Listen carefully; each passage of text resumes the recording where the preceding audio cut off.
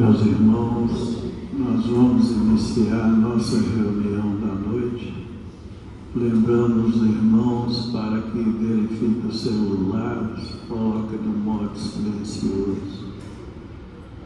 Vamos elevar o nosso pensamento a Jesus, nosso bom e amado Mestre, agradecendo a Ele pela bênção, o amparo, a assistência que temos recebido, pela sua misericórdia em nossas vidas, pela oportunidade de estudarmos os seus ensinamentos, através do Consolador prometido que tem nos explicado a lei de Deus na sua essência. Abençoe-nos, Senhor, que possamos extrair das lições da noite aquilo que mais necessitamos. Ave Maria, cheia de graça, o Senhor é convosco. Bendita sois vós entre os anjos, bendito o fruto do vosso ventre nasceu, Jesus. Santa Maria, Mãe de Jesus, rogai a Deus por nós, pobres pecadores, encarnados e desencarnados, hoje, agora e sempre, que assim seja. E em nome de Deus, nosso Pai, de Jesus, nosso bom e amado Mestre, e de Paulo de Tarso, patrão de nossa casa, de oração, estudo e trabalho, pedimos permissão para iniciarmos os estudos evangélicos da noite, na santa e bendita paz do Senhor, que assim seja. Meus irmãos, essa noite, para os nossos estudos, as nossas reflexões, nós estamos encerrando os estudos do capítulo 3 do Evangelho segundo o Espiritismo, que tem o título de Há muitas moradas na casa de meu Pai. E esse capítulo tem como principal ensinamento: não turbe o vosso coração, crede em Deus, crede também em mim. Há muitas moradas na casa do meu Pai. Se assim não fosse, eu já vos teria dito, pois me vou para vos preparar o lugar. Depois que me tenha ido e que vos houver preparado o lugar, voltarei e vos retirarei para mim, a fim de que onde eu estiver, vós também aí estejais. São dos Reis de São João, capítulo 14, versos 1 a 3. E os nossos estudos da noite se referem ao último item desse capítulo, que tem o subtítulo de A Progressão dos Mundos.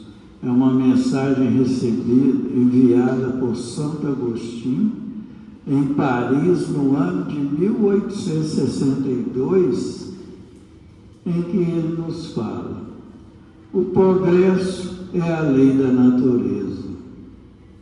A essa lei, todos os seres da criação, animados e inanimados, foram submetidos à bondade de Deus, que quer que tudo se engrandeça e prospere. A própria destruição, que aos homens parece o termo final de todas as coisas, é apenas um meio de se chegar pela transformação a um estado mais perfeito, visto que tudo morre para renascer e nada sofre aniquilamento. Ao mesmo tempo que todos os seres vivos progridem moralmente, progridem materialmente os mundos em que eles habitam. Quem pudesse acompanhar um mundo em suas diversas fases, desde o instante em que se aglomeraram os primeiros átomos destinados a constituí-lo, vê-lo-ia a percorrer uma escala incessantemente progressiva, mas de degraus imperceptíveis para cada geração, e a oferecer aos seus habitantes uma morada cada vez mais agradável, à medida que eles próprios avançam na senda do progresso. Marcham assim, paralelamente, o progresso do homem, o dos animais, seus auxiliares, os dos vegetais e da habitação, porquanto nada em a natureza permanece estacionário. Quão grandiosa é essa ideia e digna da majestade do Criador! Quanto ao contrário é mesquinha e indigna do seu poder, a que concentra a sua solicitude e a sua providência no imperceptível grão de areia que é a terra, e restringe a humanidade aos poucos homens que a habitam. Segundo aquela lei, este mundo esteve material e moralmente num estado inferior ao que hoje se acha, e se acha sob esse duplo aspecto a um grau mais elevado. Ele é chegado a um dos seus períodos de transformação, em que, de orbe expiatório, mudar-se-á em planeta de regeneração, onde os homens serão ditosos, porque nele imperará a lei de Deus. Santo Agostinho, Paris, 1862. Conjugado com essa lição, nós temos a questão 56 do Livro dos Espíritos, quando foi perguntado a eles: é a mesma a constituição física dos diferentes globos? E eles responderam: não, de modo algum se assemelha. Essa noite nós contamos com a colaboração dos nossos irmãos Luciano e Lucas, passando a palavra a Luciano.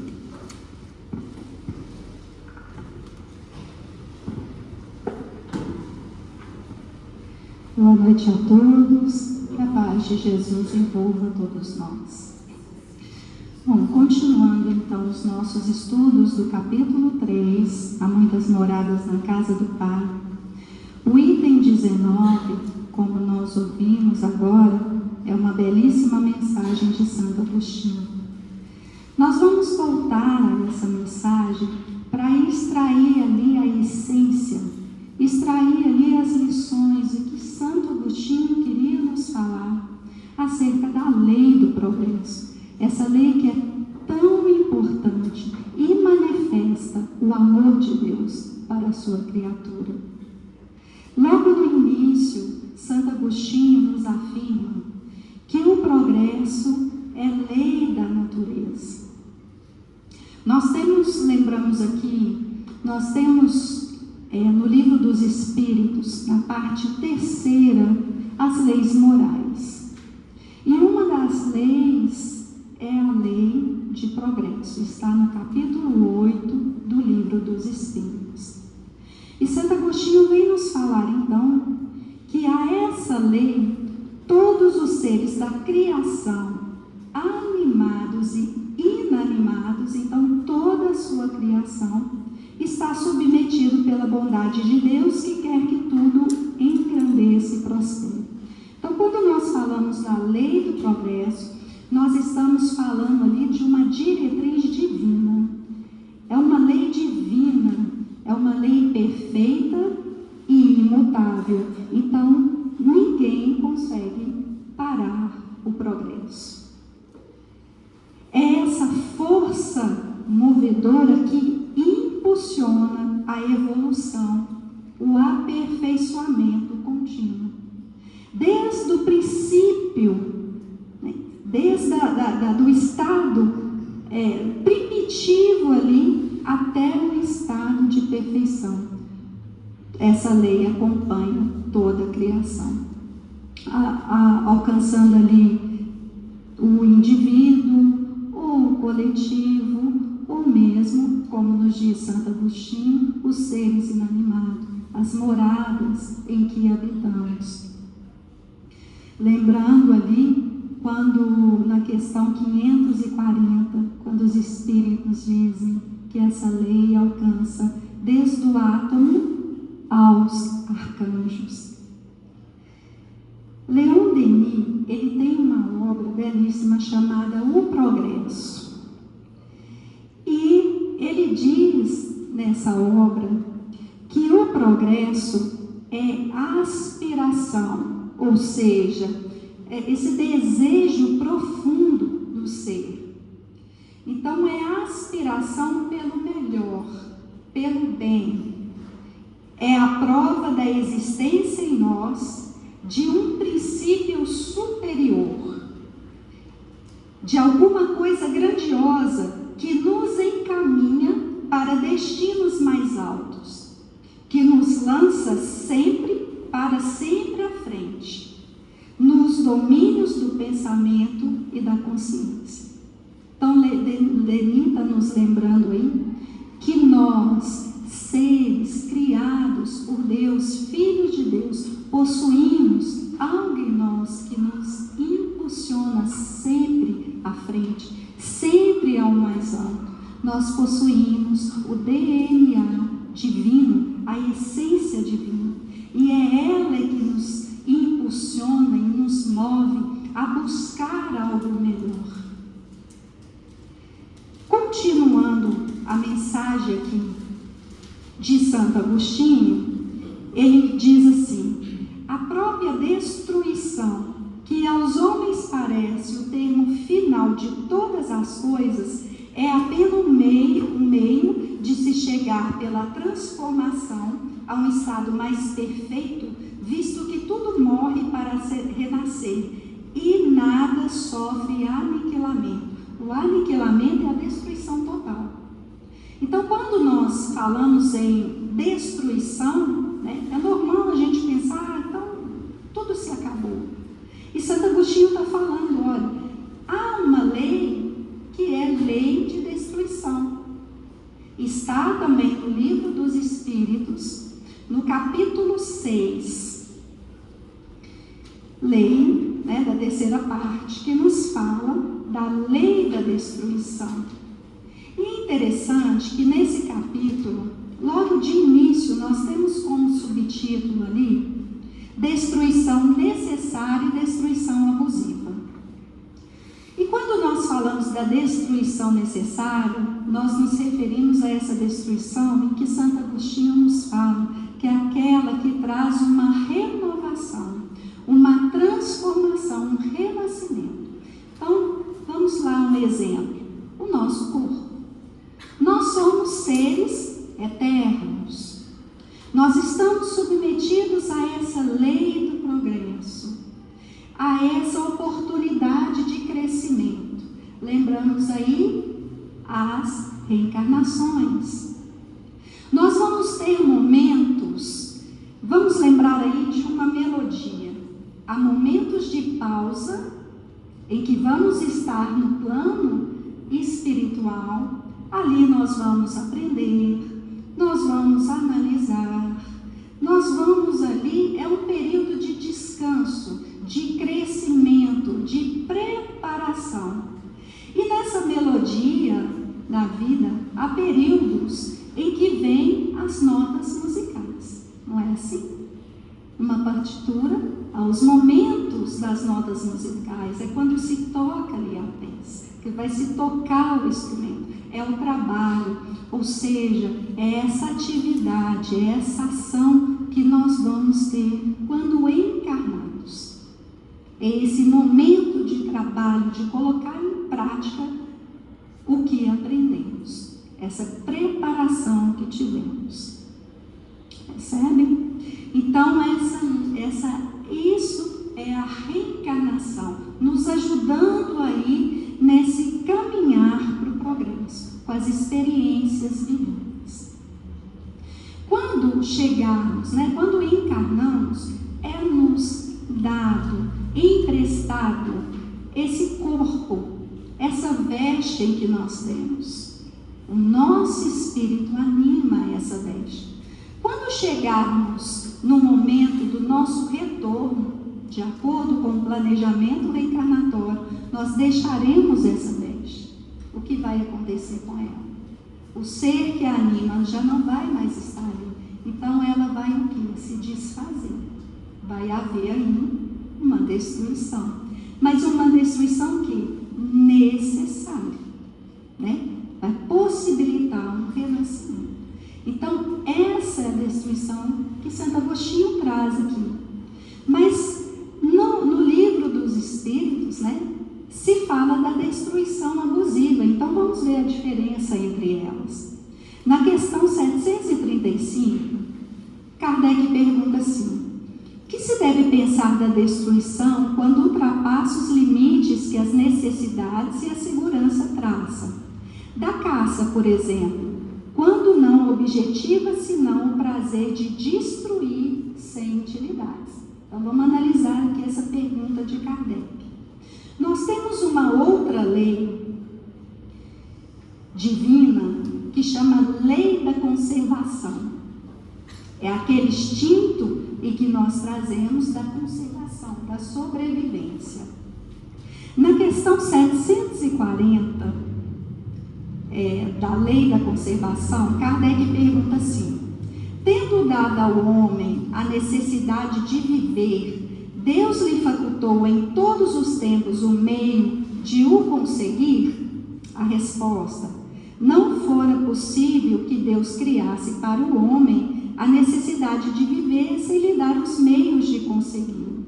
Essa é a razão porque a terra produza de modo a proporcionar o necessário aos que habitam, visto que só o necessário é útil, o supérfluo nunca é. Então, vejam bem. Então, o que Kardec está perguntando aqui na lei de destruição? Aquilo que extrapola os limites do necessário, ou seja, como vimos ali, o supérfluo, como é que fica com relação à destruição? E olha a resposta dos Espíritos: predominância da bestialidade sobre a natureza espiritual, ou seja, da brutalidade, da animalidade ainda do ser. Toda destruição que excede os limites da necessidade é uma violação da lei de Deus. Os animais só destroem para a satisfação de suas necessidades, enquanto o homem, dotado de livre-arbítrio, destrói sem necessidade. Terá que prestar contas do abuso da liberdade que lhe foi concedido, pois isso significa que cede aos maus instintos. Então, essa é a lei abusiva, quando não há essa transformação, né? Quando ela vem pelos maus instintos ainda do homem. Na questão 733, Kardec pergunta: entre os homens da terra existirá sempre a necessidade da destruição? A resposta: essa necessidade se enfraquece no homem à medida que o espírito sobrepuja a matéria. Assim é que, como podeis observar, o horror à destruição cresce com o desenvolvimento intelectual e moral do homem, né? Então, à medida que vamos progredindo, essa necessidade da destruição vai diminuindo. Se nós voltarmos um pouco no tempo, houve-se uma época em que a sociedade ali se juntava a circos, né? E ali eram lançados no meio daqueles circos irmãos para serem ali destruídos por feras ou mesmo em lutas sangrentas, né? Para trazer ali a diversão aos demais. Hoje, quando nós lemos sobre o assunto, ou mesmo em filmes que encenam esse quadro, isso já nos causa um desconforto, já nos causam entristecimento, nos mostrando aí o quê? Esse progresso, nos mostrando aí que hoje nós já entendemos sobre o amor, sobre a caridade, né? Nós já entendemos ali, diferenciamos, buscamos diferenciar, né? Essa lei da destruição, quando é necessário, quando é abusivo. Então já é marca aí do progresso do ser. E continuando então a mensagem de Santo Agostinho, ele vem nos falando então que ao mesmo tempo que os seres vivos progridem, os mundos também que eles habitam acompanham esse progresso. E aí ele vem dando exemplo, né? Se acompanhássemos ali o mundo em suas diferentes fases, desde o início ali do surgimento, nós vimos muito isso na obra A Caminho da Luz, né? Que vem nos trazendo a trajetória ali da humanidade, vem nos trazendo ali a evolução do mundo. Então, se nós acompanharmos, nós vamos perceber que nós estamos nesse processo de evolução e que a nossa morada também acompanha esse processo. E ele diz: marcham assim paralelamente o progresso do homem, dos animais, seus auxiliares, dos vegetais, habitação, porquanto nada em a natureza permanece estacionado. Quão grandiosa é essa ideia e digna da majestade do Criador! Quanto ao contrário, é mesquinha e indigna do seu poder. Aqui concentra, ou seja, a ideia que concentra a sua solicitude e a sua providência no imperceptível grão de areia que é a terra, e restringe a humanidade aos poucos homens que a habitam. Olha que interessante o que Santo Agostinho nos traz aqui, quando ele se refere à terra. Ele se refere à terra como um grão de areia. É interessante isso, porque às vezes nós vimos ali, quando a gente vê a terra, né? Nós vamos buscar ali sobre a terra, a gente vê aquele grande planeta azul, né? Esse planeta abençoado, a nossa morada. Mas Santo Agostinho refere aqui como um grão de areia, um pequenino grão de areia. Então vamos entender então por que Santo Agostinho está colocando, né, se referindo à terra como esse grão de areia. E nós vamos pedir ajuda, sabe a quem? A ciência. A ciência. Em uma publicação da National Geographic, em 13 de abril de 2023, que referia-se a um estudo que eles fizeram referindo-lhe às galáxias do universo, eles dizem ali naquela publicação que há cerca de 2 décadas o telescópio espacial Hubble lançou uma série de imagens no céu que revolucionaram a forma como a astronomia e o olho humano vê o universo. Então, nessas imagens, até então, a Terra assim, era utilizado pelos astrônomos ali os telescópios da Terra. Então, foi criado ali no Hubble, foi lançado aos céus, né, ao espaço, e ali ele começou então a captar imagens. Isso mais ou menos na década de 90. E por que revolucionou? Vai trazer um exemplo aqui.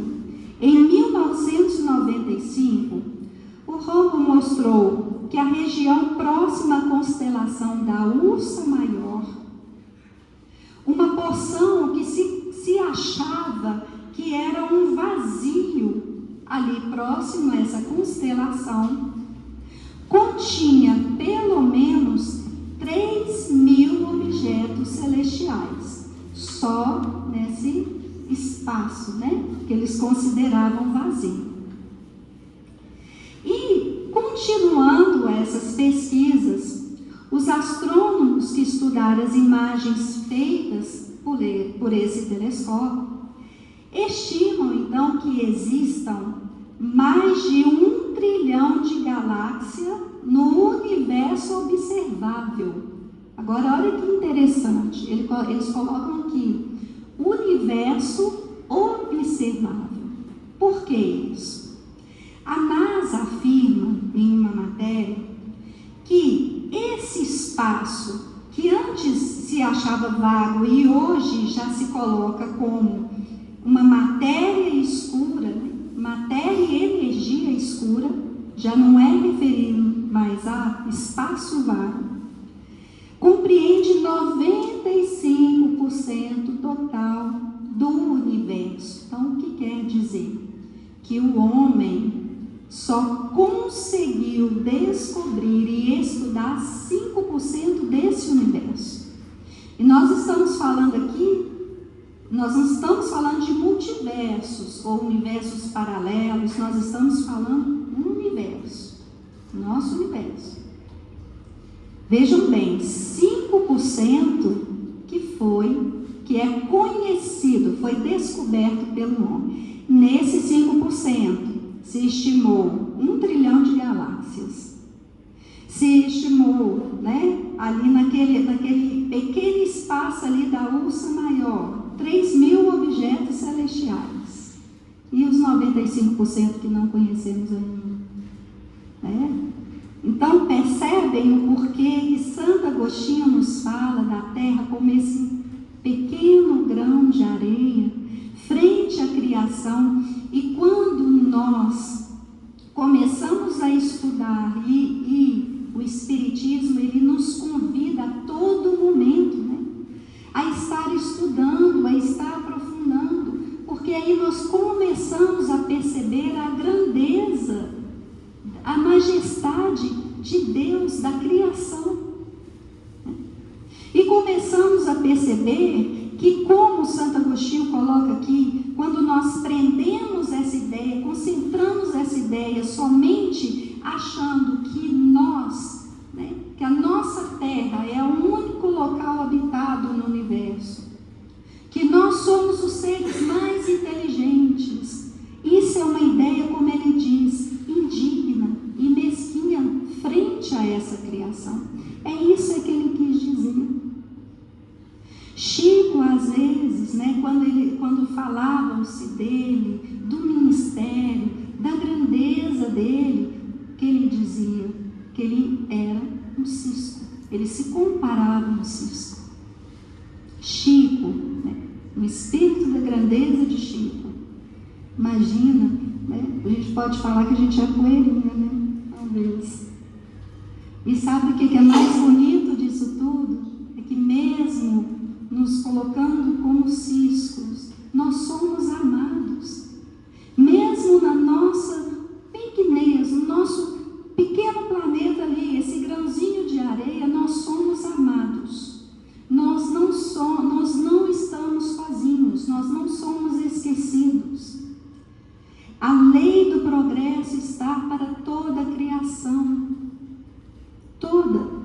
Então nós estamos envolvidos por essa lei. Nós estamos amparados, estamos sendo impulsionados para poder crescer e chegar um dia, dizer como Jesus diz, uma certa feita, em que ele fala, eu e o Pai somos um. Vai chegar o dia que nós vamos poder dizer, porque essa é a lei, é a evolução do ser, mas cabe a cada um trabalhar por essa evolução, buscar essa evolução. A lei está aí, mas se não buscarmos, se não trabalharmos, se não assumir a nossa postura, nos conhecendo como filhos, a postura de humildade, de sabermos que precisamos do Pai, nós precisamos da solicitude paterna, do amor paterno a nos guiar, nos auxiliar, sermos mais resignados e confiantes no Pai.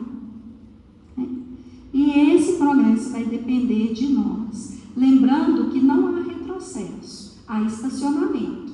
Então a escolha é nossa. Ou vamos estacionar, ou lutar, ou batalhar aí, para progredirmos, para aprendermos, né?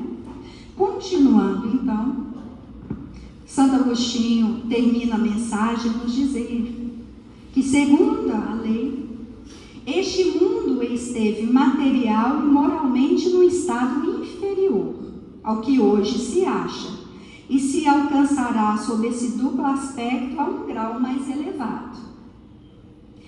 Ele há chegado a um dos seus períodos de transformação, em que, de ordem expiatória, mudar-se-á em planeta de regeneração, onde os homens serão ditosos, porque nele imperará a lei de Deus. Olha o que Santo Agostinho está nos falando. Essa mensagem foi de 1862, e Santo Agostinho já está nos falando aqui que a Terra já está passando por esse processo de transformação. Nós estamos vivendo esse processo de transformação. Somos os trabalhadores da última hora. Então, cabe-nos a ser firmes, né? Como trabalhadores aí na seara do Cristo. Já não está mais em tempo da gente deixar, né, as coisas passar. A gente tem que aproveitar o nosso tempo, aprender, trabalhar, né? E aí ele diz que os homens serão mais felizes, porque nele imperará a lei de Deus. Lembrando aí a passagem em Mateus, no capítulo 24, quando Jesus diz: o céu e a terra passarão, mas minhas palavras não há de passar. Então, os mundos, eles são transitórios, são passagens. O que não modifica é a lei divina. Seja no mundo primitivo ou no mundo mais evoluído, a lei de Deus é imutável. Essa não vai passar, né? E o que Santo Agostinho nos fala aqui, que quando os seres progridem juntamente com os mundos, e aí? E aqueles que não progredirem? O que vai acontecer?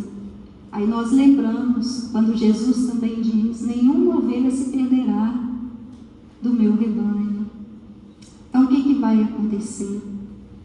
Há planetas que vão estar ali prontos a receber esses que não passaram, não acompanharam a evolução.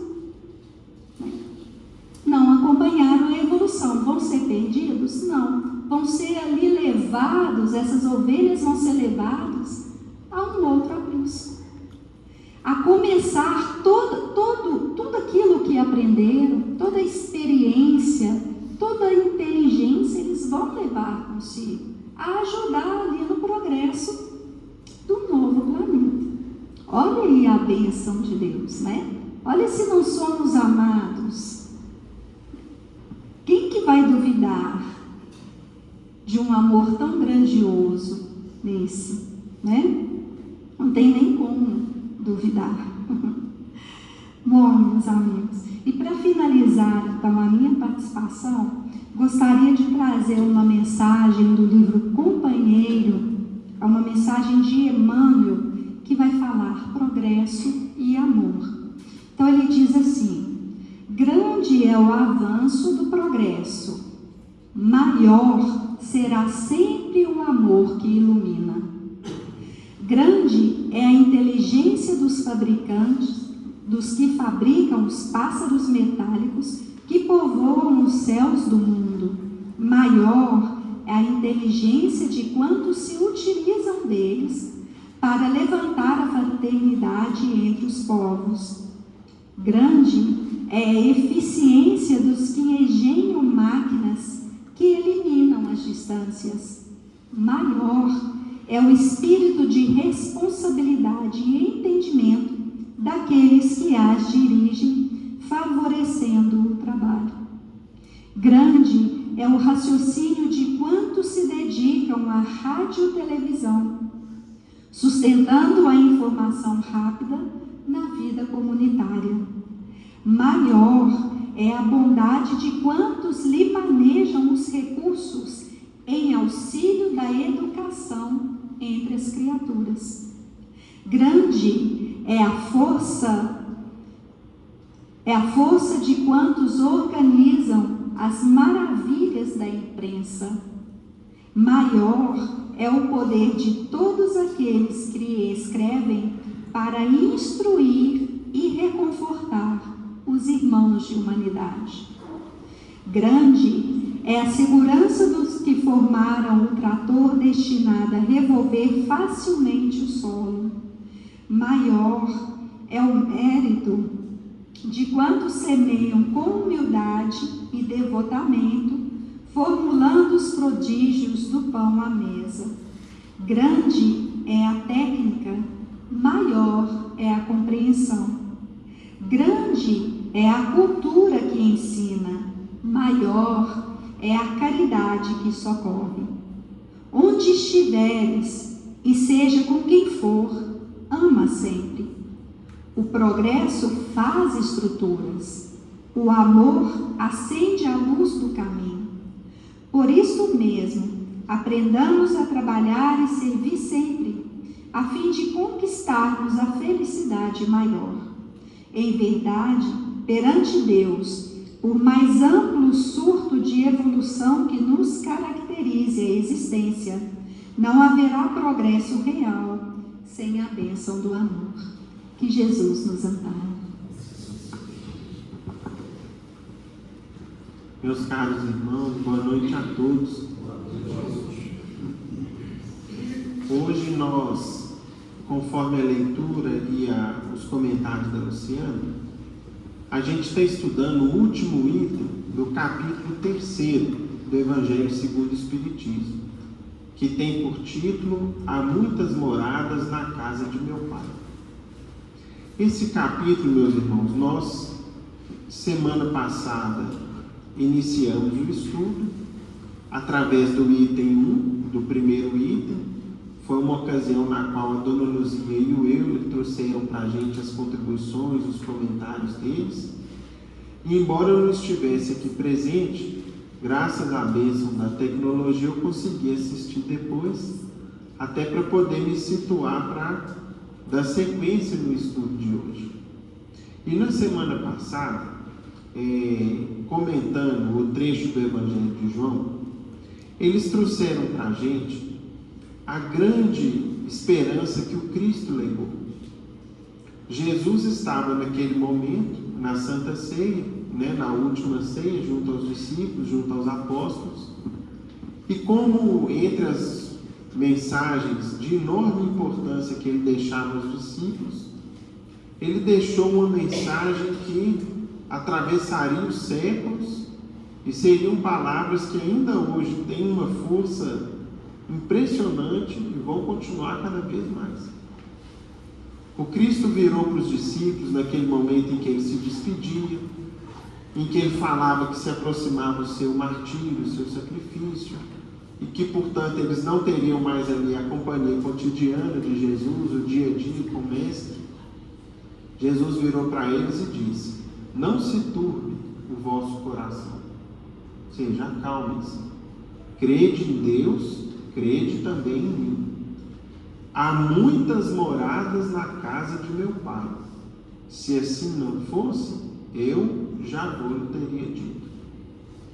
E aí, Jesus então, naquele instante, introduzia para a gente o seguinte: Jesus começava a nos ensinar a eternidade da vida.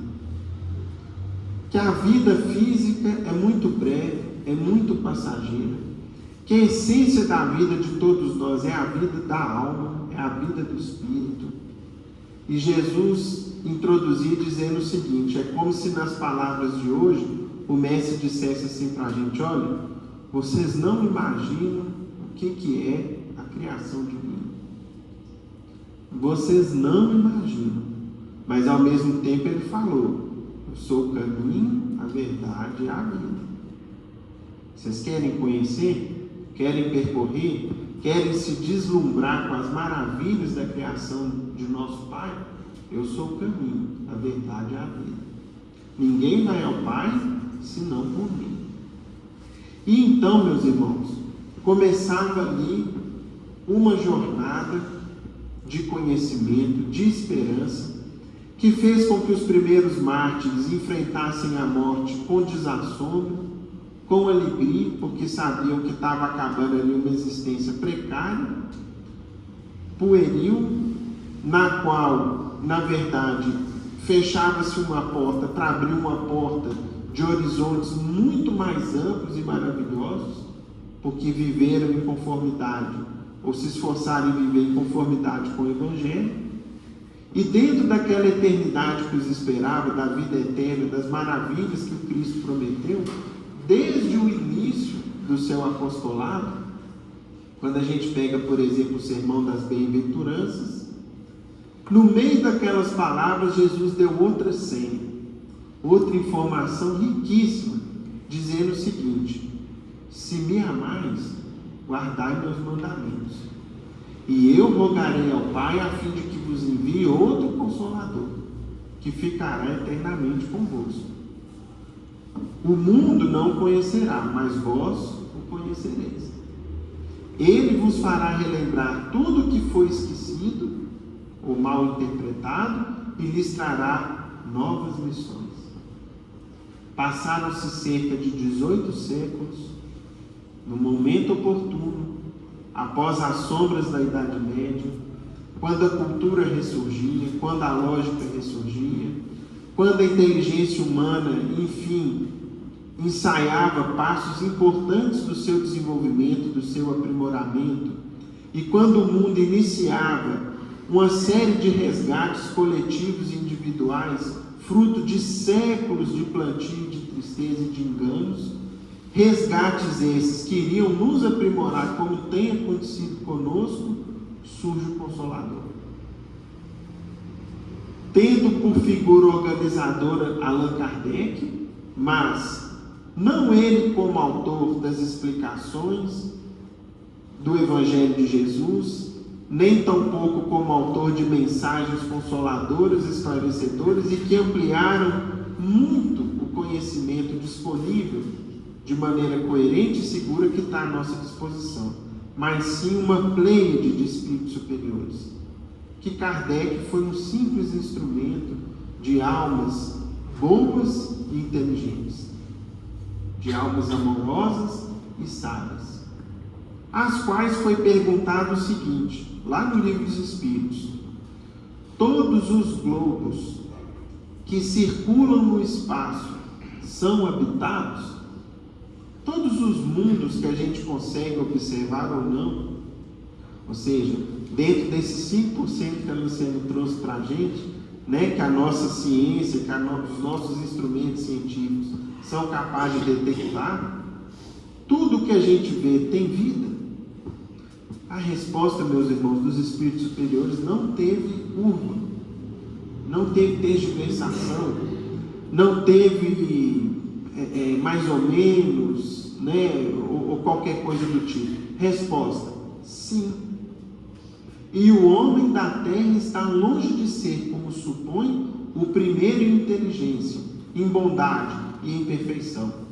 Entretanto, há homens que se julgam muito fortes e pretendem que só esse pequeno globo tem o privilégio de abrigar seres racionais. Orgulho e vaidade. Acreditam que Deus criou o universo só para eles. E isso, meus irmãos, se a gente parar para pensar, é uma dedução lógica da nossa parte.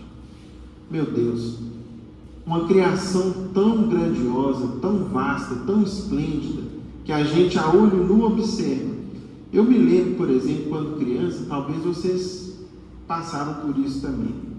Às vezes, numa noite de céu escuro e estrelado, a gente deitava, virava o rosto para o céu e começava a contar as estrelas. Não sei quem aqui chegou a brincar ou fazer isso. E o número era infindável, né? A gente ali era mais um exercício de treinar a matemática da criança do que propriamente um esforço de contagem. Mas ali já era a primeira noção do infinito. da grandiosidade da criação divina. E, portanto, vêm os espíritos superiores, lá em meados do século XIX, falam conosco: olha, todos têm vida. Tudo que vocês veem e o que vocês ainda não veem tem vida. Porque a vida está por toda parte.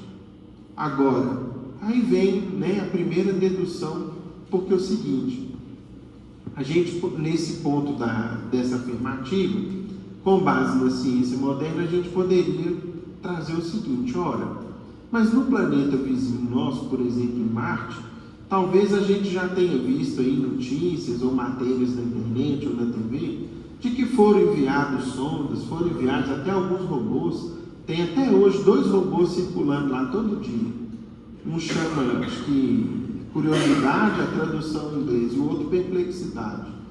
Todo dia eles estão rodando lá, uns robôzinhos com 6 rodinhas, e fica vendo um deserto sem fim, né?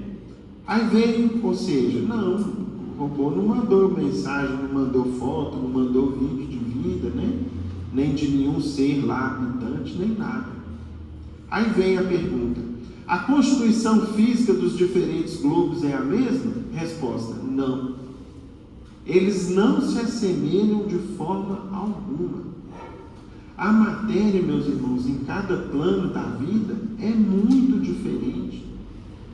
Nós temos, por exemplo, numa outra obra espírita, que é o livro Nosso Lar, que está aí à nossa disposição, que possivelmente muitos dos irmãos aqui já tiveram oportunidade de ler, que conta para a gente de uma grande colônia, de uma grande cidade, que está no céu brasileiro, mais ou menos sobre o Rio de Janeiro. Colônia essa que possui edificações, ruas, prédios, transporte público, milhares ou milhões de espíritos que habitam, e a gente simplesmente não vê, não enxergamos com os nossos aparelhos atuais de observação e considerando, né, a nossa capacidade de enxergar dentro do espectro visual que a gente observa. Mas ela existe conforme a descrição do livro. Ou seja, a vida se apresenta em formas muito diferentes da que a gente possa esperar, o que a gente está acostumado. É o que os espíritos superiores responderam. E continuam. Kardec perguntou: não sendo a mesma para todos a constituição física dos mundos, deve-se concluir que tenham organizações diferentes os seres que as habitam? Sem dúvida. Como entre vós os peixes são feitos para viver na água e os pássaros no ar. Ou seja, vamos imaginar, né, que a gente, uma criança, por exemplo, que nos seus primeiros anos de vida, que entrasse na água e rapidinho ali começasse a afogar, e a gente tirasse ele da água para ele não continuar ali se afogando. A gente dissesse para ele: meu filho, você sabia que tem animais que vivem na água o tempo todo? Mas como, se eu não conseguir? Ora, o corpo dele foi feito para viver naquele meio. E ali ele vive perfeitamente. E talvez não faça ideia da vida que tem fora d'água, né? Então, da mesma forma que enquanto mergulhados na água não imaginamos a vida na superfície ou no ar, enquanto mergulhados na nossa matéria densa do planeta Terra, pouca noção fazemos da vida fora dela. É como se a gente estivesse ainda num aquário bem pequenininho, que na verdade é um aquário maravilhoso, que é o nosso planeta, mas sem conceber como é a vida fora dele. Embora a ciência investigue, deva continuar investigando, agora, antes da ciência, a fé passou na frente.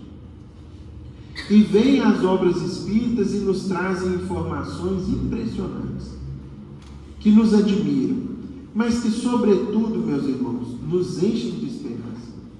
Essa é a principal finalidade desse capítulo do Evangelho. É mostrar para a gente o seguinte: olha, você está sofrendo, você está passando por dificuldades, sua vida é uma vida de lutas, de problemas, de empecilhos, de obstáculos, parece que as coisas não dão certo para você, você tinha um sonho de fazer isso, aquilo, de conhecer tal lugar, né, de não passar por isso que você tem passado. Esse capítulo do Evangelho vem e mostra assim para a gente: calma, isso tudo vai passar e você não imagina o que te espera. Agora, desde que você procure viver de acordo com o que o Cristo espera de nós. Porque do contrário, é como a gente estudou na semana passada. Antes das moradas exteriores da alma, nos diferentes mundos ou nas diferentes esferas espirituais, existe a morada íntima. E quais pensamentos, quais sentimentos nos quais eu habito? O que normalmente eu penso? O que normalmente eu almejo? O que normalmente eu sinto? Essa é a minha morada íntima. De acordo com a minha morada íntima, esse é o fator preponderante. Eu vou ter uma morada externa compatível, que se ajuste, que se afine a essa morada íntima. Se eu vivo no clima do ódio, da raiva, do rancor, do ressentimento, da tristeza, do pessimismo, do desânimo, ora, meus irmãos, eu não tenho como me afinizar a uma morada de natureza superior. Eu ali vou me sentir um pássaro fora do ninho. Agora, se mesmo com as lutas e dificuldades, eu procuro manter a esperança, a fé, a certeza da presença, da bondade e da justiça divina, procuro fazer o melhor ao meu alcance, em qualquer lugar, em todos os momentos, ora, eu estou vivendo desde já numa situação diferente. Aqueles que estão à minha volta vão dividir comigo esse clima no qual eu vivo. O clima do bom ânimo, do otimismo, da fé, da esperança. O clima da caridade.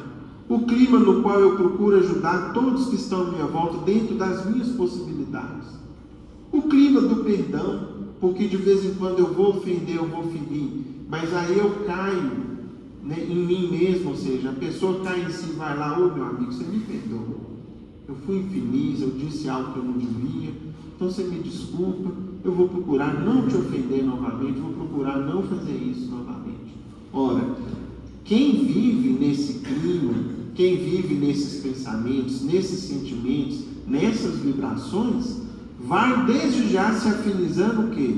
Com uma morada superior, de belezas indescritíveis, que possivelmente nos aguardam. Esse o fator preponderante e decisivo.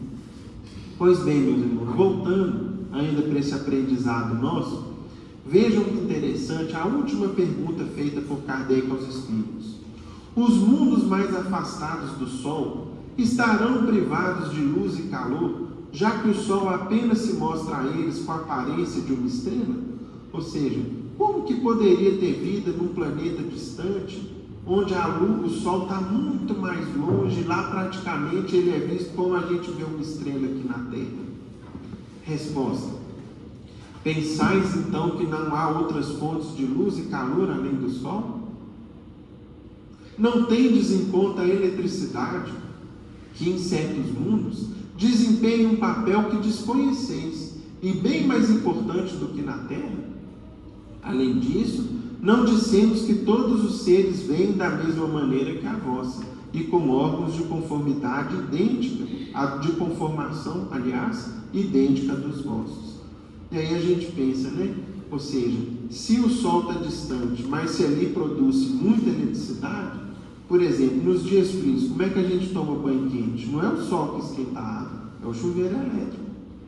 Se eu moro num lugar muito frio, o que aquece a minha casa? Um aquecedor, um sistema de calefação movido a energia elétrica. Então, qual que é a força e o papel da eletricidade onde tem esse pouco sol? Basta a gente ir, por exemplo, nos países da Terra, onde tem-se, por exemplo, um inverno com às vezes 3 ou 4 horas de sol durante o dia. Os países mais extremos do hemisfério norte, a Noruega, a Suécia, né, a Islândia e outros, o mesmo extremo norte da Rússia, a eletricidade desempenha um papel fundamental. O que é a eletricidade nesses planetas distantes? Fontes de luz, de calor, de energia e de muitas outras fontes que permitem a existência da vida. Então, meus irmãos, vejam que o que o Espiritismo faz conosco? Amplia os nossos horizontes. Nos mostra lá na frente o que a ciência ainda não conseguiu nos mostrar. E o Espiritismo tem um caráter essencialmente progressivo. O que significa isso? Ao tempo de Kardec nos foram trazidas lições e algumas verdades. Já no tempo do Chico, o que a gente viu acontecer? Foi-se mais além. Informações sobre o mundo espiritual, sobre a grandeza do universo, sobre o papel de Deus e como nosso Pai Criador dirige, organiza, cria vida em abundância, em infinitude, em toda a sua criação infinita. A obra do Chico ampliou para a gente esses horizontes. E aí, meus amigos, nós trouxemos aqui duas perguntas que o Chico, certa feita, respondeu numa ocasião que tornou-se memorável para o movimento espírita no Brasil. Que ocasião foi essa? No início da década de 1970, ou seja, na década de 70 do século passado, nós já estamos no século 21, né? Muitos aqui nasceram no século passado, inclusive eu. Mas lá na década de 70 do século passado, nós tivemos um programa de televisão, não sei se vocês já ouviram falar, chamava-se Pinga Fogo. Era um programa da antiga, extinta TV Tupi, depois foi comprado pela Rede Globo, se eu não me engano.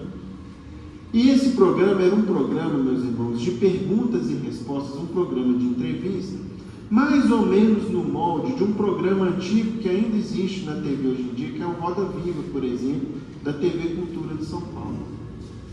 E esse programa, segundo informações disponíveis na internet, registrou o recorde de audiência da história da televisão brasileira.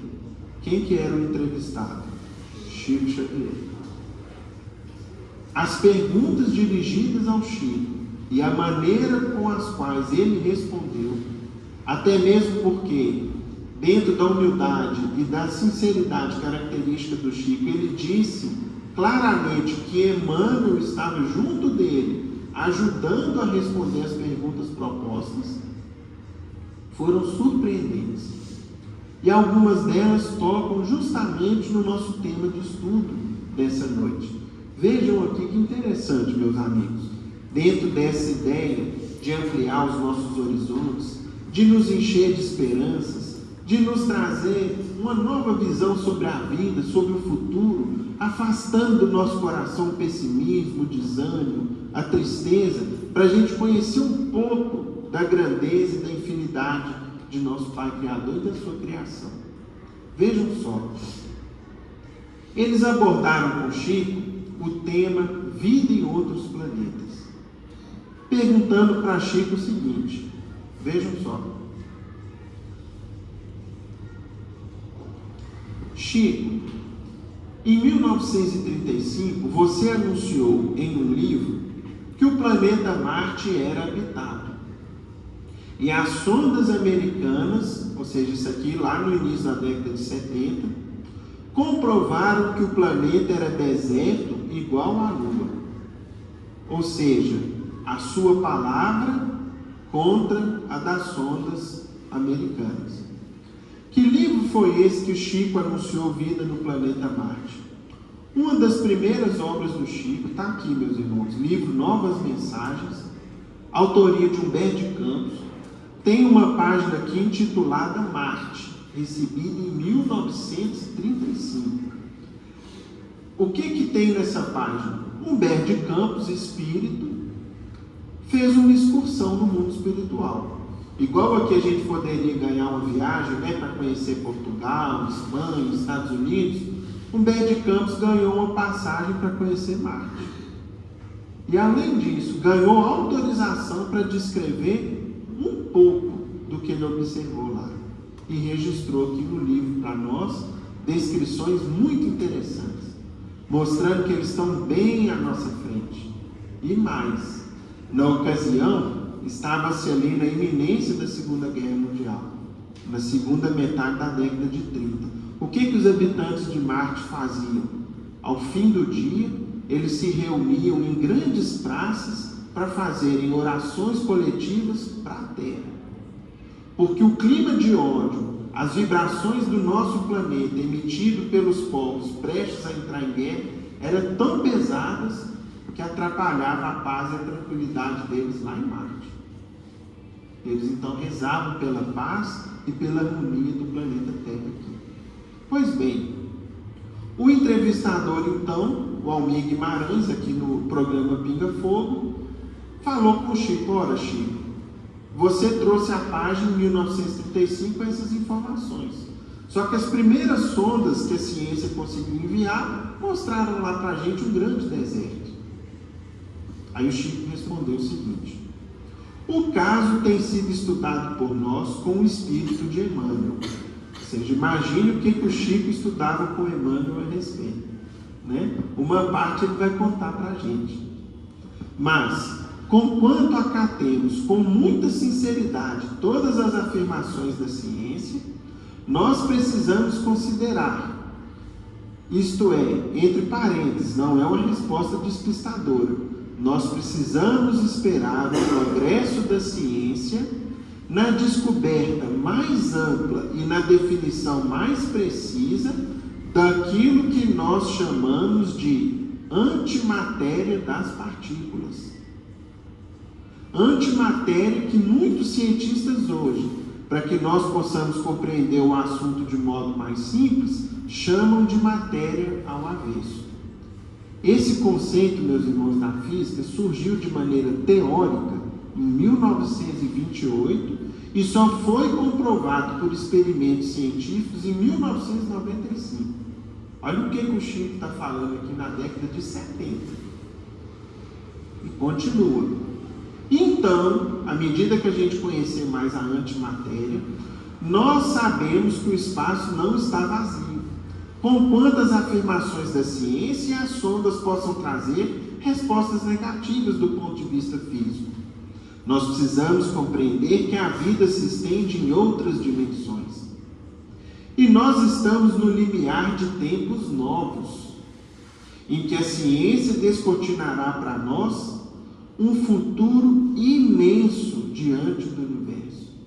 Olha o que o Chico dizia: olha, nós estamos nos aproximando de uma era, de um tempo em que nós vamos ter descobertas espetaculares, maravilhosas. É uma mensagem sobretudo de quem, meus amigos? De esperança. O que Jesus fala lá no Evangelho? Tem de bom ânimo. O Evangelho, qual que é o sinônimo de Evangelho? Boa nova, a boa notícia.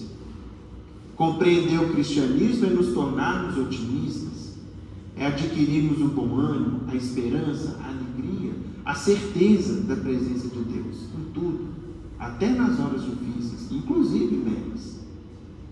E continua o Chico: então, será necessário esperar que a ciência possa compreender e interpretar para nós outros, os filhos da Terra, a vida em outras dimensões, outros campos vibratórios. Allan Kardec, nas perguntas e respostas de números 56 e 57, que nós lemos aqui hoje, se a memória não falha, no Livro dos Espíritos, explica que a natureza dos mundos e a natureza material ou física dos habitantes desses outros mundos podem ser muito diferentes dos habitantes da Terra. Nós podemos perfeitamente encontrar um mundo que, para nós, do ponto de vista da matéria densa na Terra, esteja despovoado. Ou seja, nós podemos encontrar nesse lugar um grande espaço físico despovoado. E esse espaço, considerado por nós físico, pode ser a arena de grandes lutas evolutivas, de cidades, comunidades, que nós, por enquanto, não podemos entender.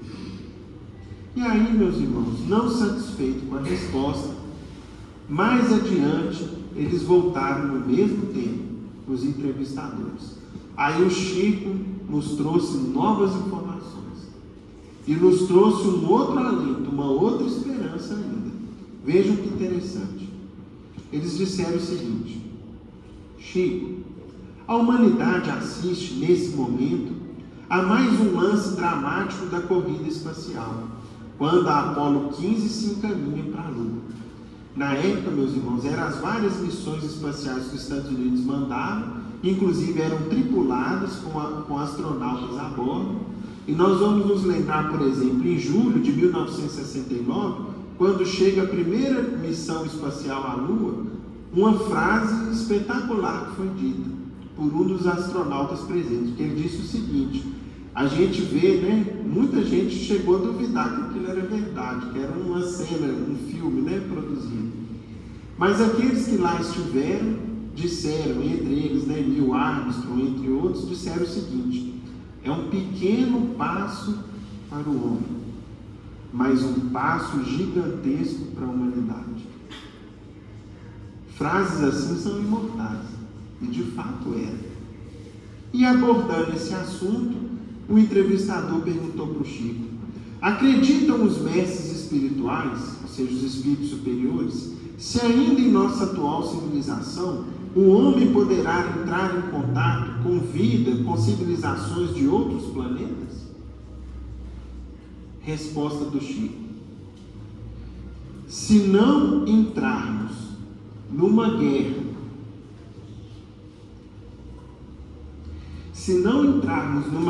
de extermínio nos próximos 50 anos, então nós podemos esperar realizações extraordinárias da ciência humana partindo da Lua. 1971 com 50, faz a conta aí, 2021, vencendo 50 anos,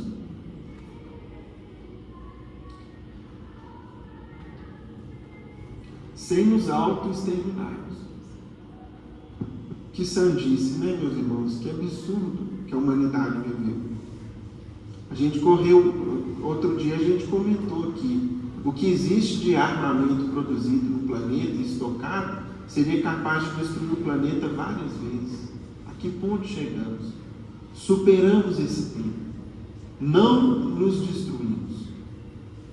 Diz o nosso Emmanuel, que está presente, que quando Cristóvão Colombo perambulava pelas cortes europeias, pedindo socorro para descobrir um caminho mais fácil para as Índias, muita gente considerou o programa dele como absolutamente inútil para a humanidade.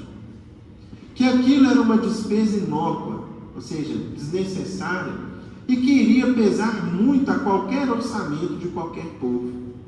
Até que ele conseguisse o apoio de Fernando e Isabel, os então soberanos de Castelo, até que ele conseguisse o apoio de Fernando e Isabel, os então soberanos de Castelo. Mas nós hoje sabemos, depois de mais de 4 séculos, a importância do feito. Então, nós não podemos também acusar os nossos irmãos que estão se dirigindo à Lua para pesquisas que devem ser consideradas de máxima importância para o nosso progresso futuro, porque as despesas efetuadas com isso serão naturalmente compensadas, talvez com a tranquilidade de uma sociedade mais pacífica na Terra. Por quê? E aí a gente pensa, né?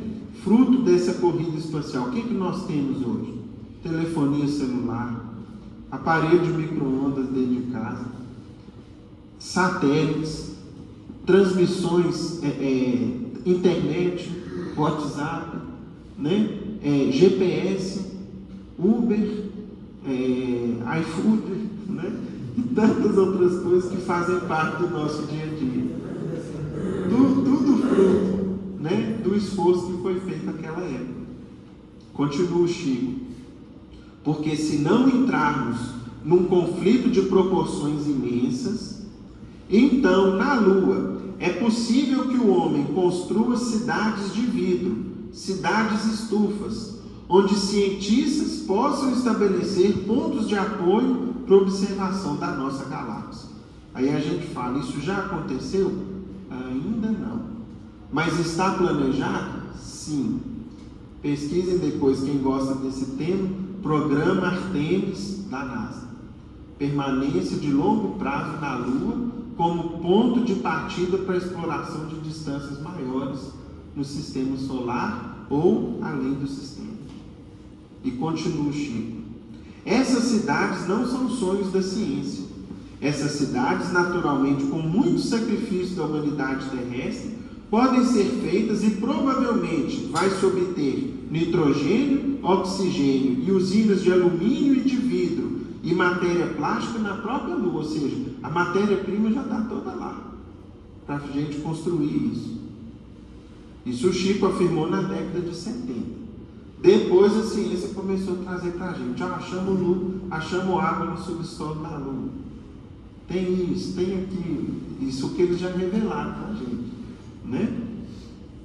Para a construção desses redutos da ciência, provavelmente a água será fornecida pelo próprio solo lunar. Só depois que veio essa confirmação. Então teremos, quem sabe, a possibilidade de entrar em contato com outras comunidades da nossa galáxia. E aí, meus amigos, vem a grande notícia.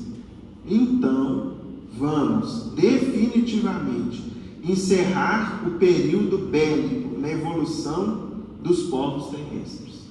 Porque nós vamos compreender que fazemos parte de uma grande família universal, que não somos o único mundo criado por Deus.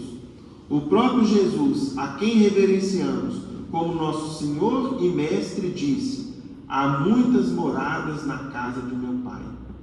Portanto, nós precisamos prestigiar a paz dos povos, a tranquilidade de todos, com o respeito de todos, com a veneração máxima pela ciência, para que nós possamos oferir esses benefícios num futuro talvez mais próximo do que remoto, se fizermos por merecer. Que Jesus nos ampare e nos abençoe a todos.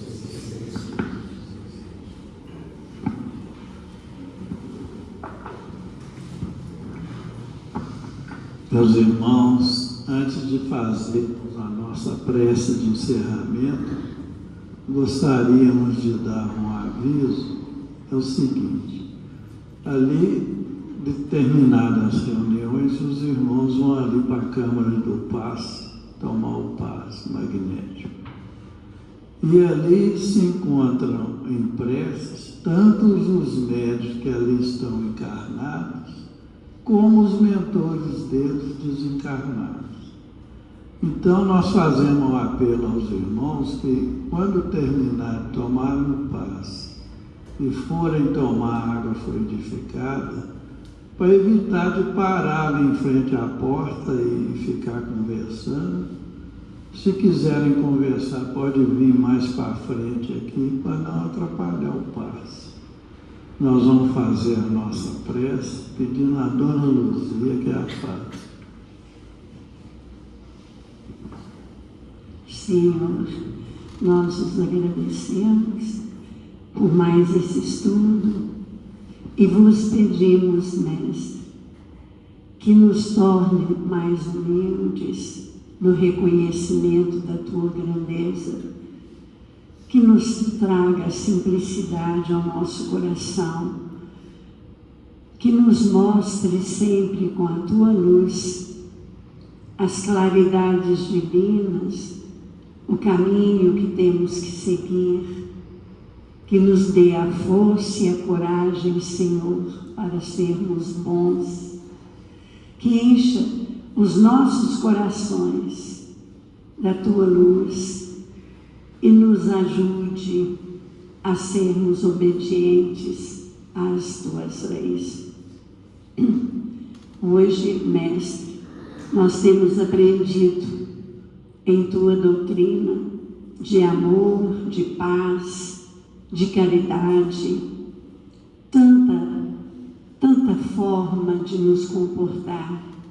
Precisamos da Tua ajuda para que consigamos vencer ainda as nossas limitações e dificuldades em cada passo que dermos.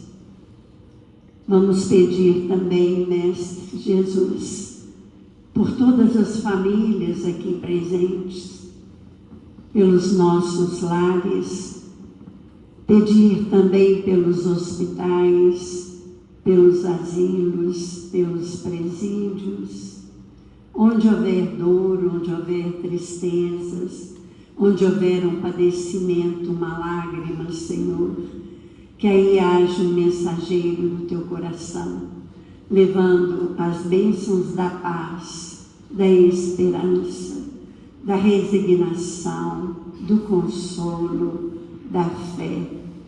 Pedimos pelo nosso irmão Euler, que o Senhor o envolva de paz, de tranquilidade, de serenidade, abençoando-lhe, Senhor, a saúde, envolvendo-o de luz, e que a tua bondade se espalhe por toda a terra, Mestre amado, hoje, agora e sempre. Que assim seja. E com essa prece nós estamos encerrando os estudos evangélicos da noite, na santa e bendita paz do Senhor, que assim seja. Os irmãos que forem receber o passe, pedimos que formem a fila.